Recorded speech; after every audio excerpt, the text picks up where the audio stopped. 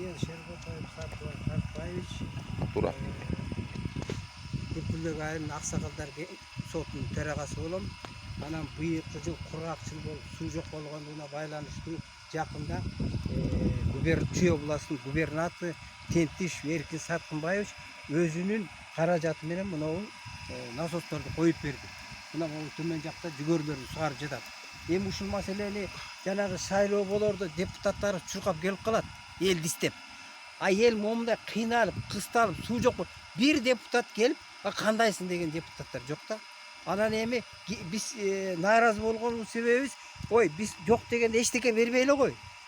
Ушундай маселелер келгенде акылдашып, кеп кеңеш берип, мынау иштерди жасап коелу десек, биз ыраазы болуп калбайт белек. Ошон үчүн биз мынау Тентиш Эркин Саткынбаевичке чоң рахмат айтабыз, ыраазычылык билдиребиз. Ушундай сууларыбыз ага берсин. Дагы кое турган жерлер бар. Бирок жанагындай жетишпей жатат да. Эми мындай бул биздин аксакалыбыз айтып кеткендей эле баардыгы чындык. Кайталай бергендей болбойт.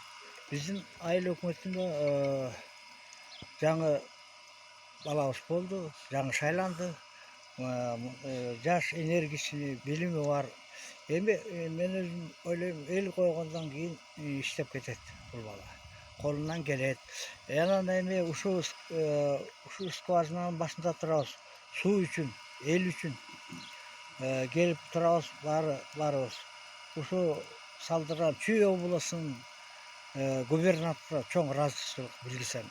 Өзүмдүн атынан, элимдин атынан бияктагы баары сугарып атышат, жакшы абдан. Ошол суу жокто эл кыйналып атканда ушундай скважиналарды уруп берсе, может анча-мынча эмеден кризистен чыгып кетербизби ушул сезондо, куракчылыкта. Ушундайдан дагы экшөөнү кылса, может мындан жеңилденип, элге эл ыраазы болуп кичине жүгөрлөр күйбөй кыйынчылыктан чыгып кетебиз го деп үмүттөнөбүз.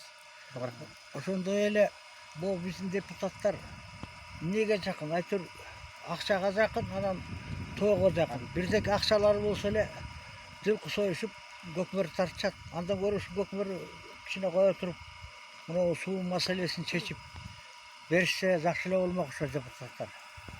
Ага киришкен киши жок. Чоң рахмат болуптур.